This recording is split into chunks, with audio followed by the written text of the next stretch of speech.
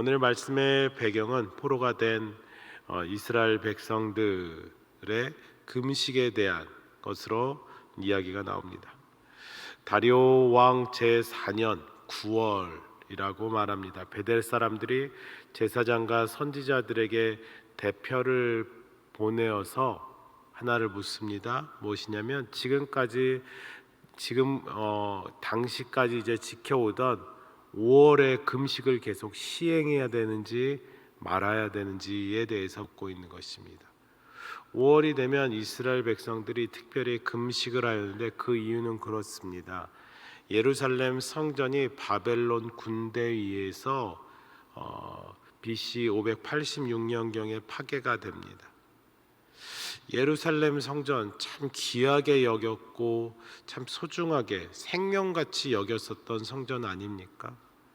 그래서 그 성전이 파괴된 것을 애통해하면서 지키던 금식이 바로 오늘 본문의 5월 금식입니다.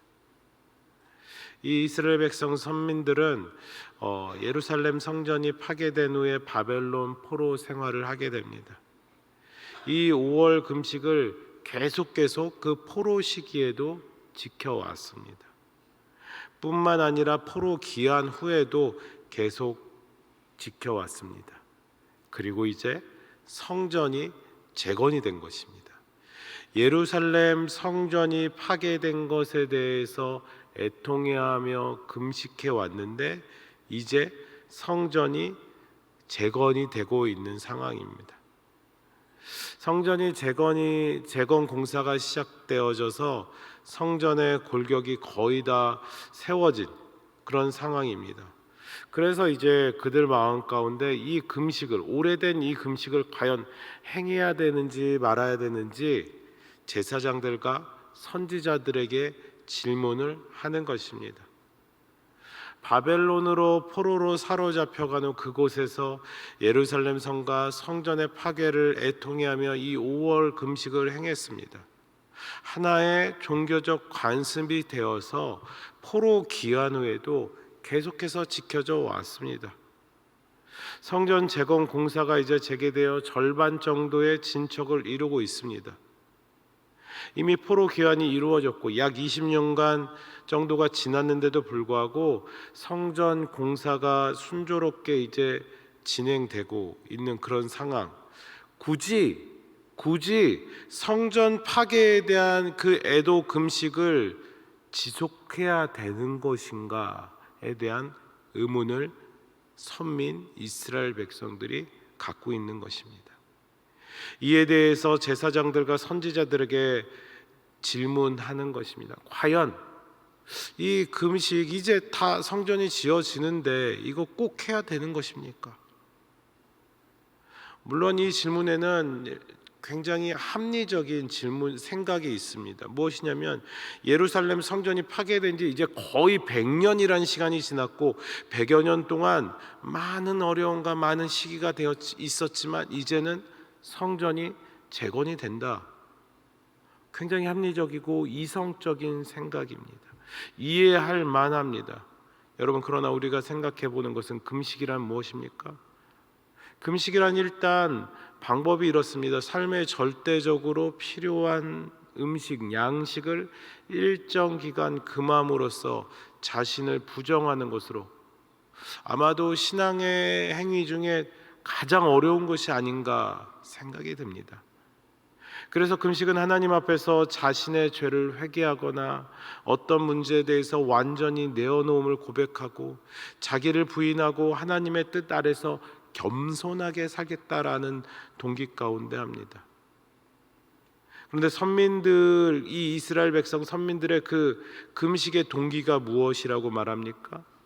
그들은 과거의 가슴 아픈 사건을 잊지 않기 위해서, 성전 파괴된 가슴 아픈 사건을 잊지 않고 자신들이 종교적으로 거룩한 사람이란 것을 나타내고자 시작했던 것이 바로 오늘 본문의 5월 금식입니다. 금식이라는 거 결코 쉽지 않은 신앙적 결단입니다. 그리고 금식은 사실 성도들이 이 죄악 세상을 살아가면서 정욕을 이겨내기 위해 하나님만을 위한 삶을 살기 위해서 필요한 그런 시간일 수도 있습니다. 분명한 결단과 각오를 다지기 위해 신앙에 분명히 유익한 부분이 있습니다. 그러나 우리는 이러한 금식을 자칫 돌아보지 않는다면 하나님이 아닌 자기를 위한 이기적인 수단으로 될 수 있음을 잊지 말아야 됩니다. 5절의 말씀 같이 함께 읽어보겠습니다. 스가랴서 7장 5절의 말씀 같이 있습니다. 온 땅의 백성과 제사장들에게 이르라. 너희가 70년 동안 다섯째 달과 일곱째 달에 금식하고 애통하였거니와 그 금식이 나를 위하여 한 것이냐. 하나님께서 되물으십니다. 나를 위하여 그 금식이 정말로 한 것이냐. 이 금식이 나를 위하여 한 것이냐 물으시는 그 하나님에 대한 그 하나님의 이 금식 신앙 행위에 대한 기준은 이렇습니다. 3절에 보면 이런 말씀이 있습니다. 만군의 여호와의 전에 있는 제사장들과 선지자들에게 물어 이르되 내가 여러 해 동안 행한 대로 5월 중에 울며 근신하리까. 베델에서 예루살렘에서 파견된 사레셀과 레게멜렉과 그의 수하들은 예루살렘에 있는 제사장들에게 묻습니다. 선지자들에게 묻습니다. 여러 해 동안 행한 대로 5월 중에 울며 근신하리까. 5월 금식 계속해야 됩니까? 오랜 관행으로 계속해서 지켜와야 했다라는 일종의 강박관념이 그들 가운데 있는 것입니다. 오래된 관행이 하나님의 말씀에 비추어 바른 것인지 바르지 않은 것인지 묻고 있는 것입니다. 과거로부터 해오던 일이니까 계속해야 한다라는 그 금식 간행 과연 맞는 것입니까? 안 맞는 것입니까? 하나님의 말씀에 비추어 보려고 한다라는 것은 오늘 우리의 신앙생활에 있는 여러 가지 또한 하나님의 말씀의 근거에서 그것을 기준해서 비추어 봐야 됩니다. 하나님 앞에서 그 무엇인가 옳은지 안 옳은지 우리가 분명히 깨닫고 말씀을 통해서 깨닫고 기도하며 주님 앞에 나와야 되는 것입니다.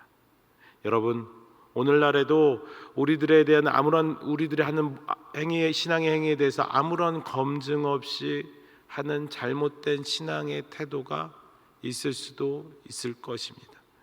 교회 안에서도 얼마든 저지를 수 있는 부분입니다. 그러나 그것은 여러분들 무가치한 일, 헛된 수고, 더 나아가 우리에게 해악이 되는 관행이 될 수도 있습니다. 자유할 수 없게 될 수도 있는 것입니다. 하나님의 참되고 온전한 말씀을 바르게 이해하고 그 말씀에 비추어 범사를 판단하고 우리는 무가치하고 허망한 모든 일로부터 충분히 자유할 수 있습니다. 왜 그렇습니까? 이 말씀으로부터 이 말씀 대신 예수 그리스도의 은혜, 그 진리 대신 예수 그리스도로 말미암아 자유케 될 수 있습니다. 그러므로 말씀을 붙잡고 그 말씀의 은혜로 우리의 신앙생활 가운데 계속 이어가실 수 있는 여러분들이 되시기를 원합니다. 7절의 말씀 이렇게 기록되어져 있습니다. 예루살렘과 사면 성읍에 백성이 평온히 거주하며 남방과 평원에 사람이 거주할 때 여호와가 옛 선지자들을 통하여 외친 말씀이 있지 않느냐 하시니라. 이 말씀의 의미가 무엇입니까? 스가랴 당시의 선민들이 하나님께서 과거의 선지자를 통하여 선민들에게 외치신 그 말씀, 신앙생활의 기준이 되는 말씀, 어떤 것을 하든지 그것의 기준이 되는 말씀에 대해서 순종해야 한다라는 것을 말하는 것입니다. 그들의 질문, 제5월 금식, 100여 년 동안 해왔었던 이 5월 금식을 계속해야 하는 것인데 하나님은 이렇게 말하십니다. 옛 선지자들 통해 외친 말씀, 내가 그렇게 말하였던 그 말씀을 지켜라, 상기시켜 주십니다. 5월에 대한 금식인데 하나님의 말씀은 그 대답은 말씀을 순종해라. 말씀을 상기시켜 주십니다. 당시 선민들과 하나님의 관심사가 전적으로 다르고 있음을 알 수 있습니다. 단적으로 특징지어 정리한다면 당시 선민들은 금식으로 대변되는 종교 의식에 관심이 있었고, 하나님께서는 선지자들을 통하여 외친 말씀, 그 말씀에 순종하는 삶에 관심이 있었던 것입니다. 이스라엘 백성 선민들은 금식, 오로지 금식, 종교적 행위에 관심이 있었던 것이고, 하나님은 그 말씀의 순종에 관심이 있었던 것입니다. 이 스가랴 당시 선민들은 하나님의 뜻을 바르게 헤아리지 못했음을 단적으로 알 수 있습니다. 하나님이 무엇에 관심을 갖고 계신지 이해하지 못하였던 것입니다. 그런데 이러한 경향은 스가랴 당시 선민들뿐만 아니라 바벨론에 멸망하기 전 선민도 그랬었고, 그 선민들은 분명히 하나님께서 의를 행하며 정의와 진실을 추구하며 이웃에 대한 자비와 긍휼을 행하라고 선지자들을 통해서 들었지만, 그것에 대해서 무관심한 채 그들의 가지고 있는 지금 닥친 문제에만 관심 갖고 살았습니다.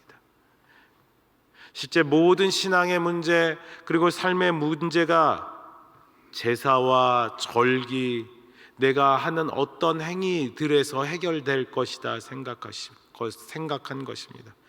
그러나 우리가 알듯이 그들은 이처럼 그릇된 생각을 고집함으로 말미암아 바벨론에 패방되었고 혹독한 대가를 치러야 했습니다.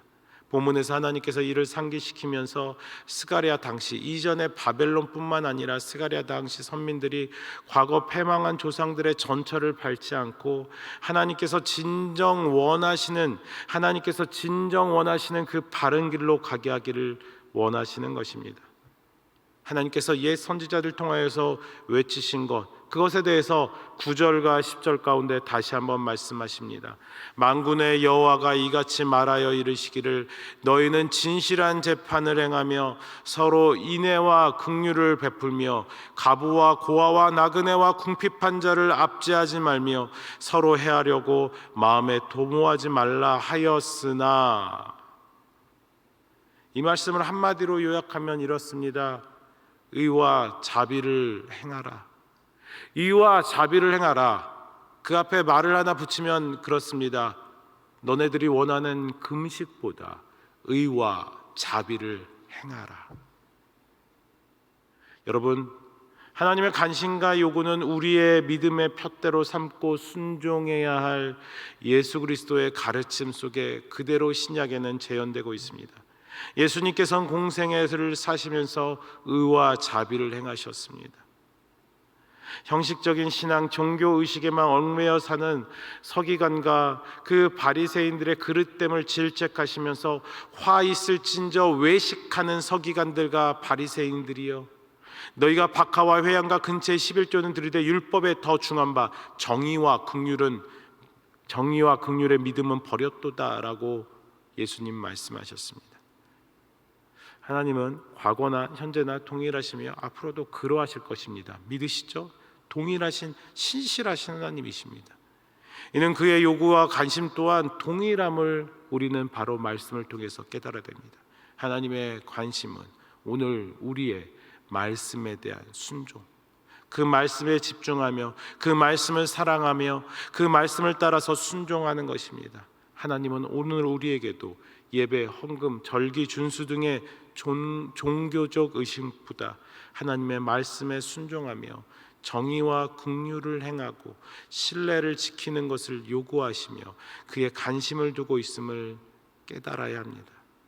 물론 예배를 드리고 물질을 하나님께 바치고 절기 등을 지키는 그것도 말씀에 기록되어져 있으니까 역시도 중요하게 생각할 수 있습니다. 그러나 과거에 그러하셨듯이 지금도 하나님은 당신의 백성들이 그 모든 것보다 앞서서 의와 인을, 긍휼을 행하시기를 원하십니다.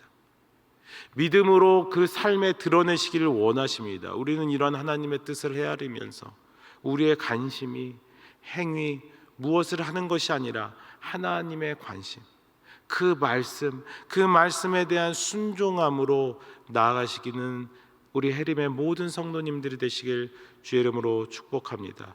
이 시간 주기도문으로 같이 함께 기도하시고, 여러분들이 가져오신 기도의 제목과 2023년 이제 송구영신하여지는 이때에 더 하나님의 은혜가 넘쳐지는 교회 모든 행사가 되어질 수 있도록, 모든 예배가 되어질 수 있도록 같이 기도해 주시기 바랍니다. 주기도문으로 고백하겠습니다. 하늘에 계신 우리 아버지여, 이름이 거룩히 여김을 받으시오며 나라의 임없으며 뜻이 하늘에서 이룬 것 같이 땅에서도 이루어지이다. 오늘날 우리에게 일용할 양식을 주옵시고, 우리가 우리에게 죄 지은 자를 사하여 준 것 같이 우리 죄를 사하여 주옵시고, 우리를 시험에 들게 하지 마옵시고 다만 악에서 구하옵소서. 대개 나라와 권세와 영광이 아버지께 영원히 있사옵나이다. 아멘.